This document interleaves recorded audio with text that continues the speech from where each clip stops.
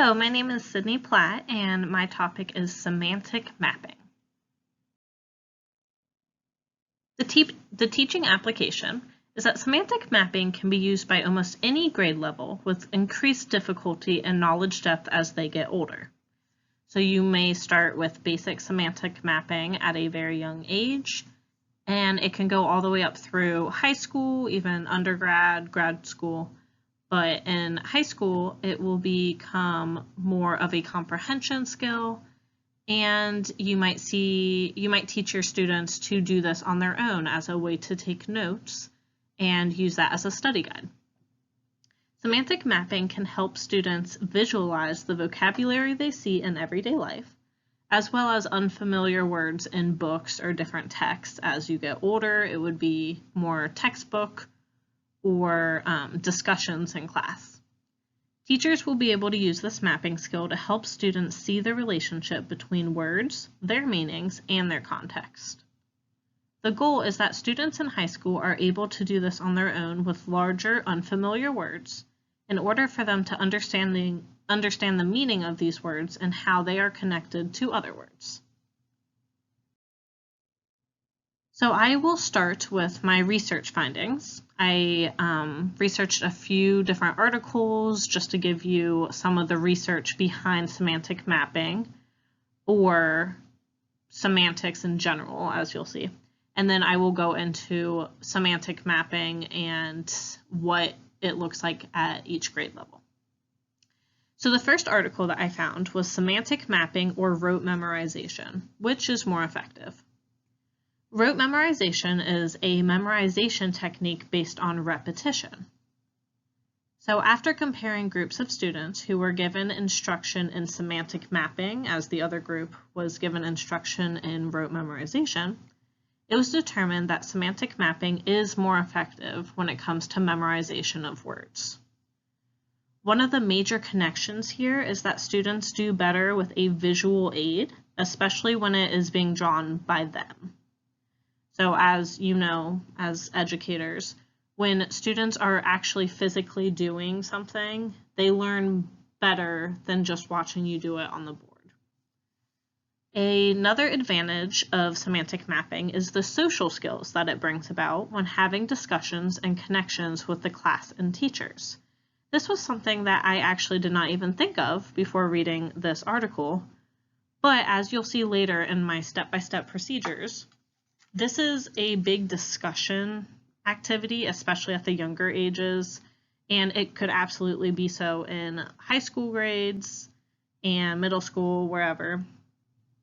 But not just with the teacher, but as a class, you are discussing the words and the connections that they have with different subtopics, and a lot of guided questions are being asked and discussed throughout the lesson with your peers and teachers. So it actually does bring about a lot of great social skills, as any discussion does in the classroom.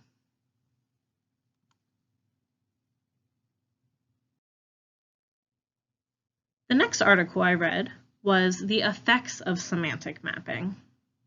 The way they did this article was that they compared 3 techniques on Iranian EFL students. Now, if someone else didn't know, which I did not know, an EFL student, the difference then from an ELL student is that they are taught English in a non-English speaking country. So I'm assuming Iran, it was not specified, but since they are Iranian, I assume that they are in Iran where English is not spoken, and they are being taught English at that school. So the 3 techniques that they compared were semantic feature analysis, which consists of using a grid to help kids explore how sets of things or concepts are related to one another. So an example of this might be comparing shapes, where you might have shapes listed on the left side, square, rectangle, triangle, all different shapes. And then at the top, you would have different features of shapes, maybe 3-sided, 4-sided, parallel sides, whichever aspect you want, and you do a check mark in each box next to those shapes, and that way you can compare, say, like the triangle won't be super comparable to the square, but the square and the rectangle are very comparable. So that is an example of semantic feature analysis. And then vocabulary notebook keeping is exactly what it sounds like. You keep vocabulary words in a notebook. They usually have you write the definition of a vocabulary word, maybe a student-friendly definition that the student is writing themselves, so in their own words what they think this word is saying or what it means, a picture of this word, and then an example. So at a lower level, or lower grade level, they might do an example would be maybe a picture of what it might look like, whereas a high school example, they might use it in a sentence. And then the third technique was the semantic mapping. It was concluded that all three are effective on learners' vocabulary recognition and production, but that semantic feature analysis treatment was the most effective in this scenario. So that's the grid that I was discussing. In the end, the author shares that all three techniques are great choices and have a positive and effective impact on EFL learners' vocabulary skills. So all three are great, they concluded. However, the semantic feature analysis was the one that was the most effective. So I'd be interested to see if that is true with all students or just the EFL students. My next article was about grade 1, first grade, English language learners and their semantic processing skills. So this was not specifically about semantic mapping, but more so semantic processing skills for English language learners, as I include this later in my presentation as well. So this article compared EAL student learners and L1 learners. So ELA is that English is not their first language, but they require additional support. That's what that A is, to develop proficiency in English. And then L1 learners are English first learners as we speak English here. So to put in comparison, if you have ELL students in your class, that would be the EAL learners, and the L1 learners would be the other students in your class that speak English. And this is in a first grade setting. They compared these learners when it comes to the semantic aspects of language processing. In conclusion, in this article, the first language learners had many advantages in their learning. Therefore, they are at a higher level of language processing than EAL learners. So this article is more so showing the disadvantages that ELL students have in different classrooms and some things that we just don't necessarily think about.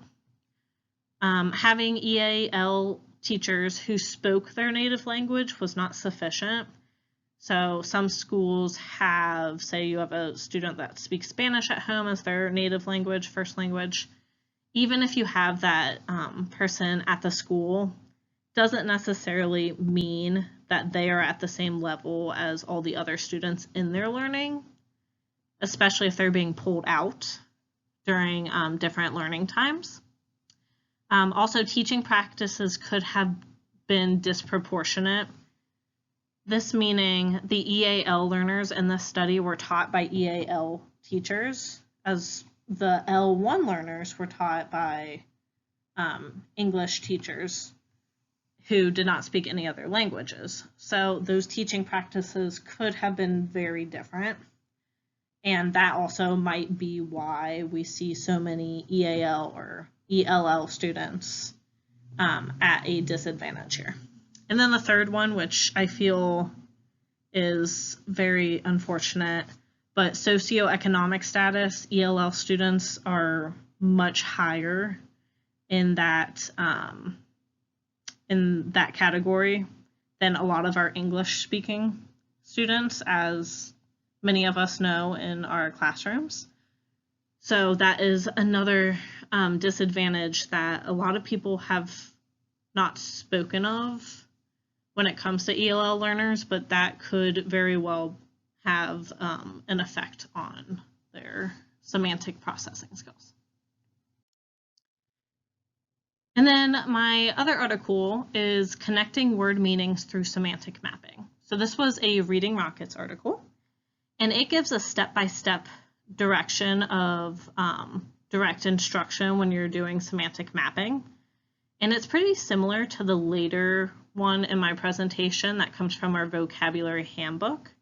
However, the authors on Reading Rockets suggest the use of online dictionaries and text-to-speech functions on computers for remote learners, which is great right now, as well as students who struggle with reading in general. So this could be any student in your class that is behind in comprehension, vocabulary, fluency. They're giving the suggestion of using that read aloud to help them hear what words are being used.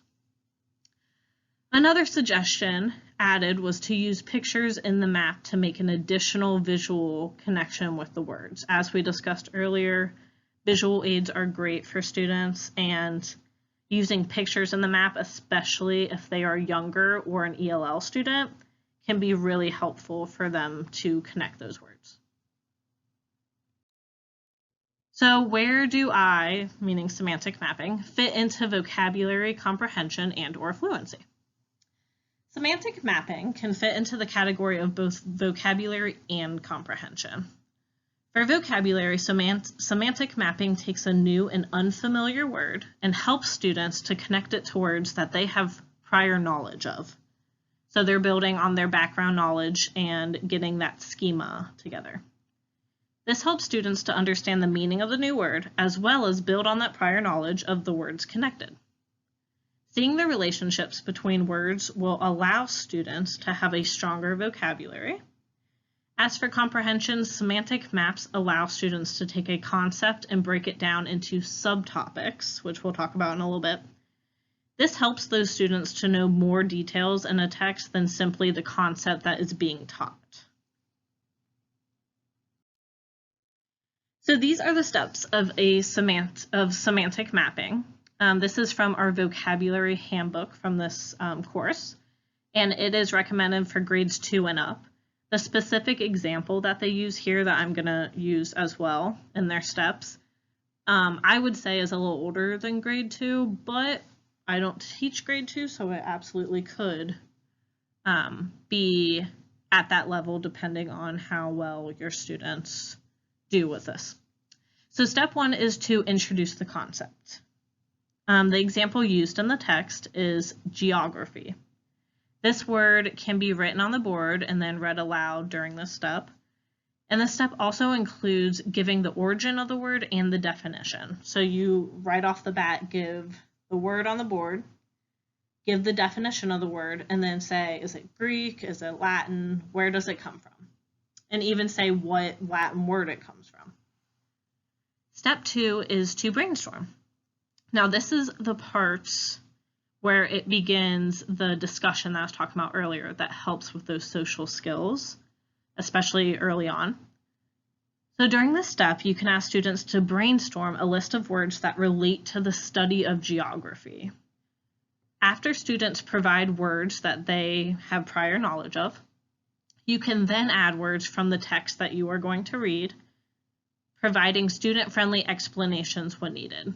So when I say this, these are suggestions that are used that we read about throughout this course, is that explicit instruction on vocabulary before you read, very brief definitions of the words that the students will not know, or probably do not know, I should say, before you read that text, and that way their comprehension is fluent as you're reading.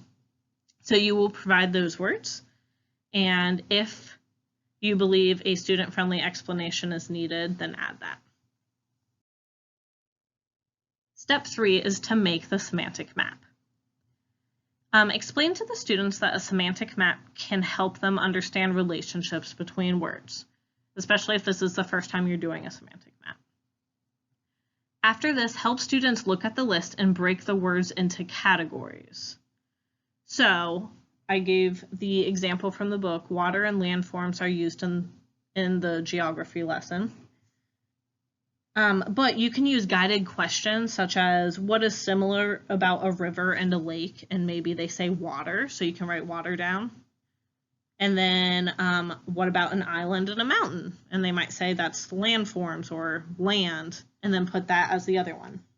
So you start with the word geography at the top, draw 2 lines, water, land, or landform, and then once categories are recognized, you have those categories connected with the word geography, just like I said, put the lines to connect them. And then step 4, you read the selection, as in you read the text that you have prepared, as this one will be about something geography related. So have the students read the text either independently with a partner or as a whole group once the semantic map is complete. So that map is complete, but you come back to it. Step 5, discuss the selection and revise the map. Once the reading is complete, ask students if there are any words from the text that should be added to the map. So now that they've completed the reading, what words do they notice that they think belong with these other words? Guide them with questions as to where each word should be placed. So this is where you would look at the list of words that you created, you brainstormed, and now that you got from the text. And you can look at the word ocean. Does ocean have to do with water or land? Water. So you would put a line going from water and connect it to water and go through all of the words so that they are involved with that discussion of where these words need to be placed. And then step 6 is active engagement. And then I quoted our book, engagement and discussion seem to be crucial to the effectiveness of semantic mapping. So you will want to provide different situations where students can interact with and discuss the words that are on the map. And the next slide here, these are models for that. So I directly quoted this from the book. Using the words on the map, have students respond to questions such as the following. If you wanted to tie up your boat for the night, would you look for a strait or a cove? That way they have to differentiate between the 2 words and think, okay, what makes most sense in this context? How are a cape and a peninsula the same? How are they different? So you're comparing and contrasting 2 different subtopics here. Would you rather drive a car on a blank or a blank? And in this, they say to have students use the words on the map to make up their own comparisons. That puts some ownership in their learning. So here is semantic mapping in early childhood education. Most articles classify early childhood education as preschool and kindergarten. I have my early childhood education degree and I can teach pre-K through 3. So just to be clear, articles that I'm talking about right now are specifying preschool and kindergarten. So semantic mapping at this age is fairly simple. You will most often see one word in the middle and then lines connecting to describing words that help students make a schema for that word. For example, the word might be sky and the connecting words might be blue, clouds, big, sun, stars, moon. These are all words that young students can relate to the sky. After a simple semantic map such as this one, young students are able to build their vocabulary and connect different words with one another. So these are a few examples of an early childhood education semantic map. You can see over here, this is just like the sky one I just mentioned. Instead, they're using space, and you might ask a student, what would you find in space? Stars, astronaut, asteroid, solar system, planets. Especially if you're doing a science lesson on space, this is a great activity to use. Super simple, nothing too crazy. Over here is a book they are reading, would be Duck on a Bike, and all these different animals rode on the bike, and you can see they put the bicycle in the middle. And because of reading Rockets, I can tell you that they are using more visuals to help the younger students. So picture the bicycle and you'll ask who was riding on the bicycle. And you can put pictures or the names of the different animals, and they are connecting all those animals back to the bicycle. Great way for comprehension to be taught. And then over here, there's sports in the middle, and you might ask, what kind of sports do you know of? Golf, hockey, baseball, soccer, swimming. And then this is where kind of subtopics come in, but this can help build their vocabulary even more, especially like in kindergarten, would be you could ask, what do you do in swimming? What do you relate to swimming? A bathing suit, strokes. What do you relate to golf? A club.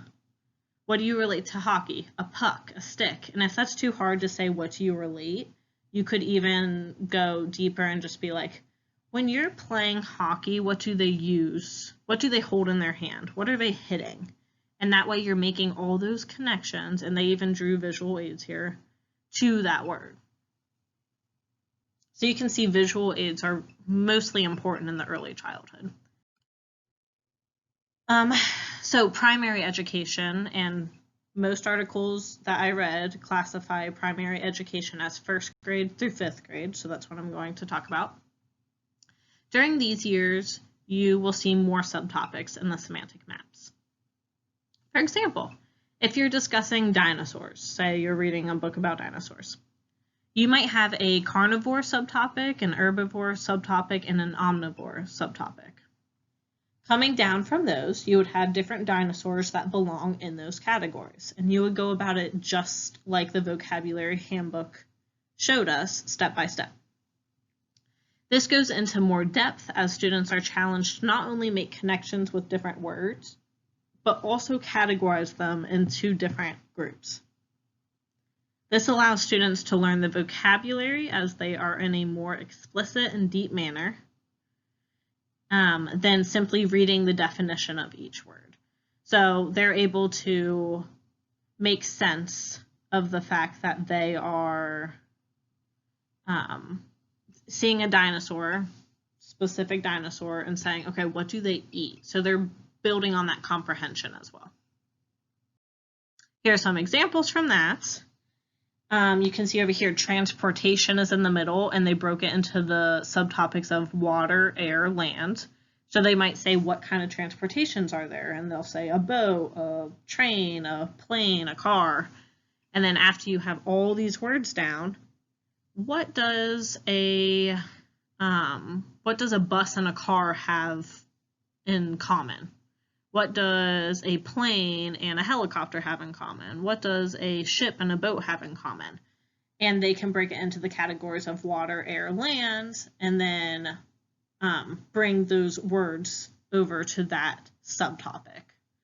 Down here, respect. So you can do it with any subject, really. This is even a social emotional type thing. If you're doing class expectations, maybe at the beginning of the year, you might say, who do you show respect to? Or how do you show respect is this one.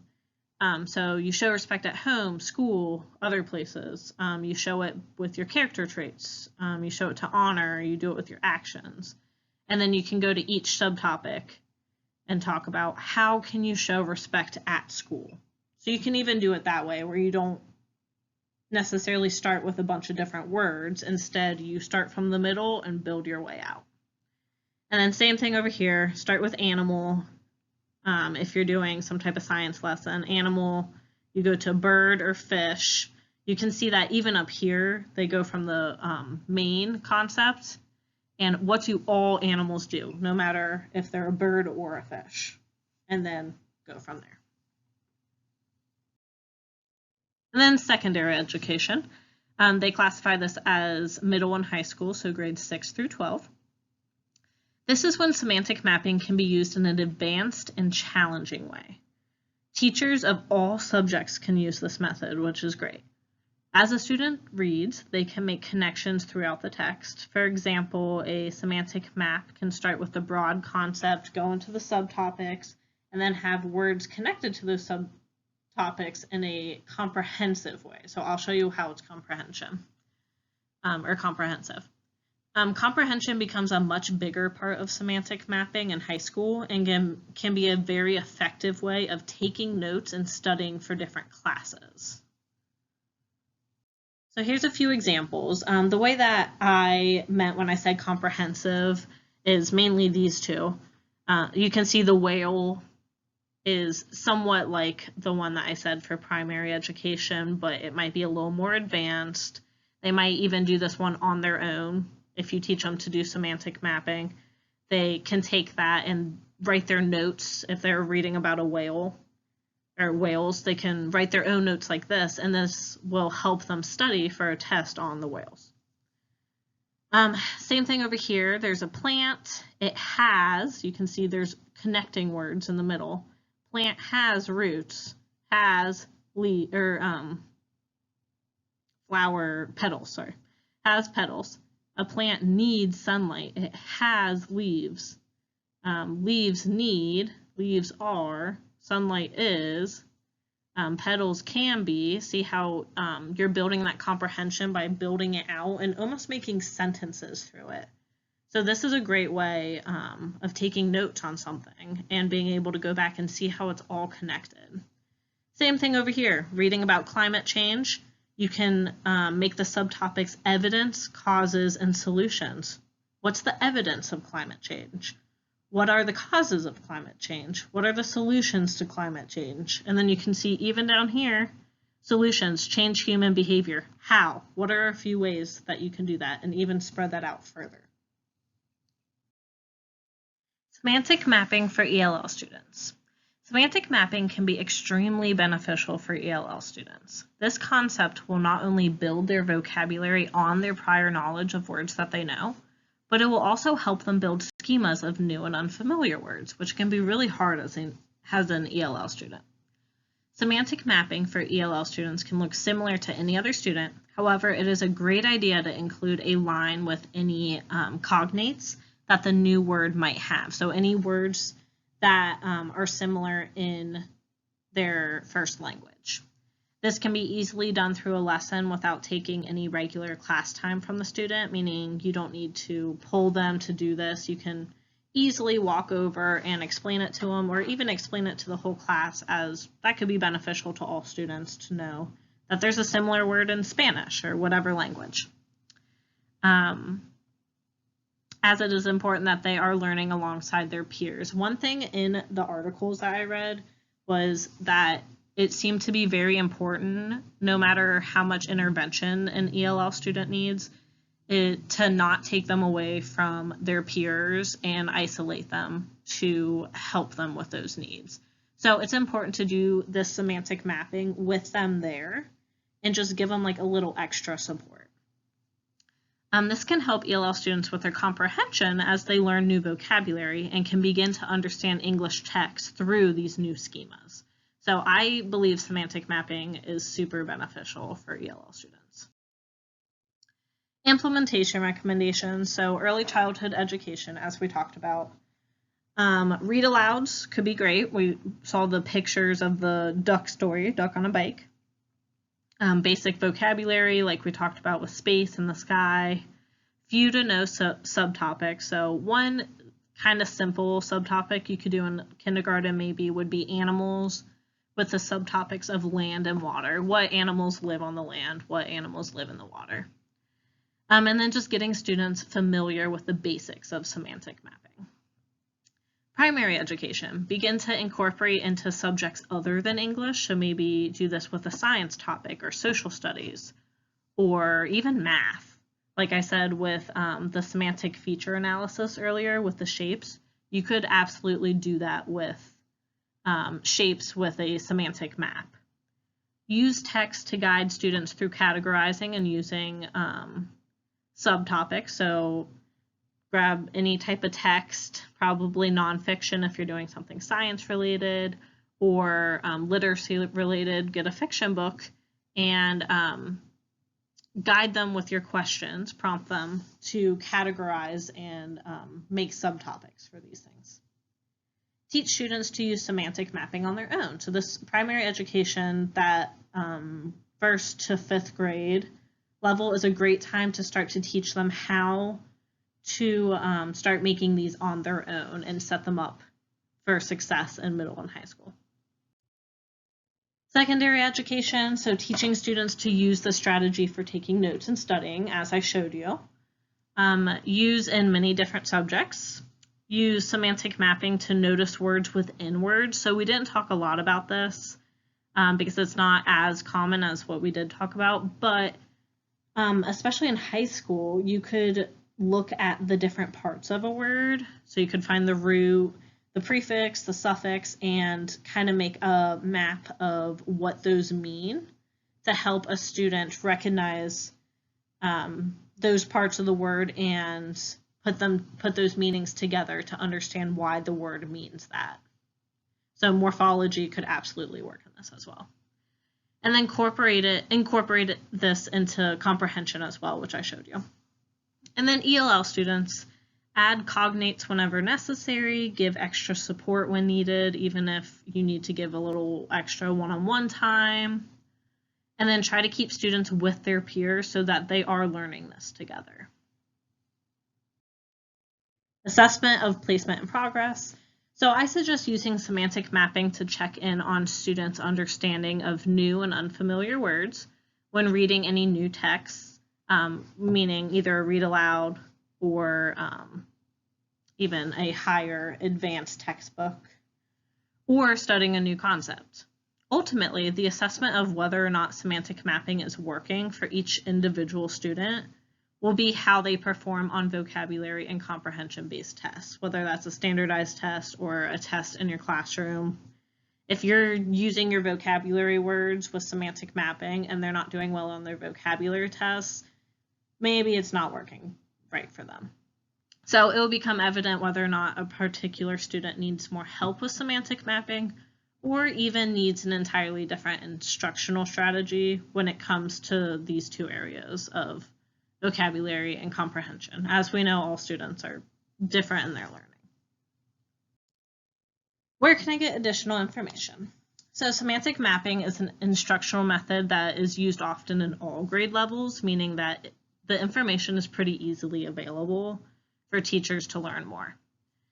On top of the resources listed in this presentation, since you all have access to it, the ERIC library had so many resources.